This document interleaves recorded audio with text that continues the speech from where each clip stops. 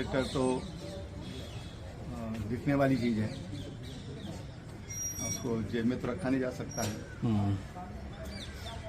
लेकिन वहां से क्या क्या गया है तो विजिलेंस के लोग जाने। निष्पक्ष जांच हो, ये हम भी चाहते हैं। बात कहिए तो सरकार को उसको गंभीरता से लेना चाहिए। कहना आपने चाहे सूर्यधार की कर ले, मैं कहूँगा बहुत बड़ी बात हो जाएगी। फिर तो उनके जो सलाहकार हैं, उनके हाथों में किसके क्या पैसा आया, फिर अपनी जांच कराएं तो पहले खुद की कराएं ना। अपने ट्रैक्टर तो दिखने वाली चीज है, उसको जेब में तो रखा नहीं जा सकता है, लेकिन वहां से क्या क्या गया है तो विजिलेंस के लोग जाने। लेकिन जिन लोगों का भी सामाजिक और विशेषकर राजनीतिक जीवन है, आज अभाव हो रहा है पारदर्शिता का, ईमानदारी का। और कई लोगों को तो ऐसा लगता है कि नेता का मतलब यही होता है कि गलत को सही करो। ये नहीं होना चाहिए। और हरक सिंह जी वाला जो प्रकरण है, जहाँ तक उसकी बात है, तो उसमें जांच हो रही है, जांच की प्रतीक्षा करना चाहिए। निष्पक्ष जांच हो, ये हम भी चाहते हैं। और हाईकोर्ट ने ये बात कही है तो सरकार को उसको गंभीरता से लेना चाहिए और सीबीआई जांच की आवश्यकता तो होना चाहिए, बिल्कुल होना चाहिए। मैं इस मामले में बिल्कुल वाकफर हूँ। जो लोग भी भ्रष्टाचार करते हैं, भ्रष्टाचार को प्रोत्साहित करते हैं, उन पर एक्शन होना ही चाहिए। अच्छा भाई साहब, इसमें ये अब देखिए भाई, ऐसा है कि बोलते हैं ना, पाप का घड़ा एक दिन फूटता है।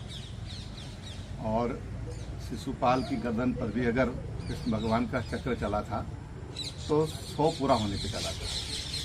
हर चीज का एक क्लाइमैक्स होता है, एक उच्च स्तर होता है, और उसके बाद वो नीचे आती ही आती है। तो कोई भी बात हो, कोई भी अच्छी बात हो, बुरी बात हो, भ्रष्टाचार हो, सदाचार हो, कदाचार हो, तो क्लाइमैक्स पर जब पहुंच जाता है तो उसमें फिर उतार शुरू हो जाता है। तो यानी गर्दन किसका भरा? मुझे तो लगता है उन्हीं का भर गया। वो अपने लिए कह रहे होंगे। सीबीआई जांच की मांग कर रहे तो हैं। करे ना, अपनी जाए सूर्यधार की कर ले, अपनी जांच करा लेना। फिर तो अब देखो, मैं कहूँगा बहुत बड़ी बात हो जाएगी। फिर तो उनके जो सलाहकार हैं, उनके खातों में किसके क्या पैसा आया, फिर अपनी जांच करा लेंगे। पूरी जिंदगी भर तुमने जो है कहीं 1 रुपए की नौकरी नहीं करी, कहीं 1 रुपए का बिजनेस नहीं करा, केवल इससे तुम्हारी प्राइमरी स्कूल टीचर रही। कहीं से एक प्राइमरी स्कूल टीचर कहाँ मकान बना सकती है, वो भी देहरादून जैसी जगह में। तो फिर जांच कराएं तो पहले खुद की कराएं ना। अपने पूरे 4 साल के मुख्यमंत्रित्व काल की जांच करा लें। और फिर मैं एक और बात कह रहा हूं, अगर हरक सिंह रावत भ्रष्ट था, उस ये कांग्रेस में आज ये जो जांच की बात त्रिवेंद्र रावत कर रहा है, वो कांग्रेस के मंत्री के रूप में तो कर नहीं रहा ना। मैं कांग्रेस में नहीं मंत्री हूं ना, मैं कांग्रेस सरकार नहीं ना। अगर कोई भ्रष्टाचार अगर मैंने उस समय किया तो त्रिवेंद्र रावत क्या कर रहा था भाई उस समय? 4 साल में उसके साथ मंत्री रहा हूं। और अगर हरक सिंह रावत उस दिन 4 साल में भ्रष्ट था, तो इस वक्त त्रिवेंद्र रावत भी भ्रष्ट था। भ्रष्ट सरकार का मंत्री, जिस सरकार में भ्रष्ट मंत्री हो, सरकार का मुख्यमंत्री भ्रष्ट है, वो सरकार भ्रष्ट है। तो मैं यही तो कह रहा हूं, भाजपा सरकार भ्रष्ट है। तो चाहे हरक सिंह रावत था कांग्रेस के भाजपा सरकार का मंत्री, या आज भी मैं वही तो कह रहा हूं, भाजपा सरकार भ्रष्ट है। मैं यही तो कह रहा हूं। त्रिवेंद्र रावत भी तो यही कह रहा है कि हरक सिंह रावत का लांछन लगाने मतलब कि भाजपा सरकार पे लांछन लगा रहा है, अपनी सरकार पे लांछन लगा रहा है। इसमें एक शुद्ध रूप से ये राजनीतिक है, राजनीतिक प्रेरित है, राजनीतिक द्वेष भावना से है। आप सोचिए कि एक जनरेटर क्या होता है, पहले आप मुझे बता दो। आपको एक कागज भेज देते हैं कि भाई मंत्री के रूप में आपके यहाँ जनरेटर भेजे गए थे, वापस कर दो। कोई भी आता हमारे स्टाफ का तो हम उससे पूछता है कि वो जनरेटर मांग नहीं लाए, हम भेज देते, वापस कर देते। भाई इसके लिए इतनी टीम गठित करना, पूरा छापा डालना, ये मतलब मैं नहीं समझ पा रहा हूं कि भारतीय जनता पार्टी ये बदले की भावना से काम कर रही है, शुद्ध रूप से बदले की भावना से काम कर रही है। और ये गलत फहमी मैं आज बता रहा हूं। आप मुझे बता दो क्या कहां गलत है भाई? कोविड के समय में अगर आपने जनरेटर दिए, मेरी जानकारी में नहीं था, मैं आप बताऊं, क्योंकि हमने उस समय चाहे सरकारी हॉस्पिटल हो चाहे प्राइवेट हॉस्पिटल, तो यह कि लोगों को बचाना है, चाहे प्राइवेट हॉस्पिटल वालों को भी सुविधा देनी तो उनको भी दे रहे थे। मैंने गणेश जो अपने कॉलेज के पैसे से 67 लाख में मैंने 500 ऑक्सीजन सिलेंडर खरीदे, एडवांस पैसा गुजरात भेजा, तब ऑक्सीजन सिलेंडर मंगवाए। गणेश जोशी को मैंने सरकारी हॉस्पिटल में ऑक्सीजन सिलेंडर गणेश जोशी को दिया, 1 रुपये लौटाया उसने। 50 ऑक्सीजन सिलेंडर मैंने हरावाला विश्वविद्यालय को दिया, आज तक 1 रुपया आया। 50 ऑक्सीजन सिलेंडर मैंने इसी कालाघाट डिवीजन को दिया ऑक्सीजन सिलेंडर, जो वन विभाग के लोगों के लिए जो है कोविड सेंटर बनाया गया था, उसके लिए 50 ऑक्सीजन सिलेंडर दिए। ऐसे ही मैंने पौड़ी पुलिस के लोगों को ले दिए ऑक्सीजन सिलेंडर अपने कॉलेज के पैसे से।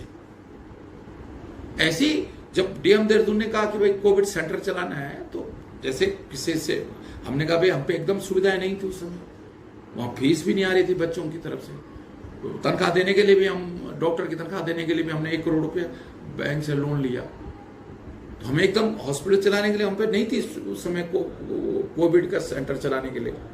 तो जैसे हमने सबसे कहा कि भाई कोई वेंटिलेटर दो, तो हीरो होंडा वालों ने किसी ने वेंटिलेटर दे दे, किसी ने एम्बुलेंस दे दी, मंगला जी ने एम्बुलेंस दे दी, किसी ने कुछ कर दिया। तो मैंने सोचा ये जनरेटर भी वैसी, इन्होंने जनरेटर भी जो है उसमें दिए होंगे, चैरिटी में दिए होंगे। उधर जब मैं 2022 में मुझे एनओसी लेना था कि अगर मानव पार्टी मुझे चुनाव लड़ने के लिए कहती है, तब मेरे पीएस ने मुझे बताया कि सर वो भी कालाघाट डिवीजन के एनओसी इसलिए लेने की जरूरत पड़ रही थी हमको, क्योंकि वो कोटद्वार जो कैंप कार्यालय है मेरा, वो कालाघाट डिवीजन में था। अच्छा। तो जैसे दिल्ली उत्तराखंड सदन का कोई पैसा था जो मेरे गेस्ट वगैरह ठहरे होंगे, तो मैंने जमा किया। यहाँ राज्य संपत्ति का जो सामान था हमने वो वापस करा। वन विभाग का कोई और सामान था, किसी विभाग की गाड़ी थी तो हमने वो वापस करी। वे पद पे नहीं रहे तो हमने इनको भी लिख के भेज दिया था कि आप अपने जनरेटर ले जाओ। इनको पीएस ने वन विभाग को भी लिख दिया था। और थोड़ी देर के लिए अगर हमने नहीं भी लिखा था, तो जैसे राज्य संपत्ति आया कि भाई आपको ये सामान हमने दिया है, बहुत सारे विभाग आते हैं कि आपको हमने ये सामान आपके यहाँ लगाया। वन निगम ने गाड़ी दे रखी थी तो वन निगम गाड़ी ले गया, पर्यावरण बोर्ड ने भी गाड़ी दे रखी थी, वो भी गाड़ी ले गए। खुद ही लिख के लाते हो कि भाई अब आप पद पे नहीं रहे और इसलिए ये गाड़ी आपके यूएसडी को या उसको दी गई थी, इसलिए अब वापस की जाए। तो अगर वो जनरेटर बना, केवल अगर जनरेटर भी होता तो इतना तूफान मचाने की जरूरत थोड़ी थी। आप सोचो ना कि कोई चोरी चकारी थोड़ी है। एक मंत्री को, वो भी एक कोविड हॉस्पिटल को आपने मदद की, हमें नहीं मालूम था कि आपने सरकारी उससे मदद की। ये तो उस अधिकारी को देखना चाहिए ना, उन अधिकारियों को देखना चाहिए कि भाई हम सरकारी पैसे क्यों लगा रहे हैं। क्या आपको नहीं लगता कि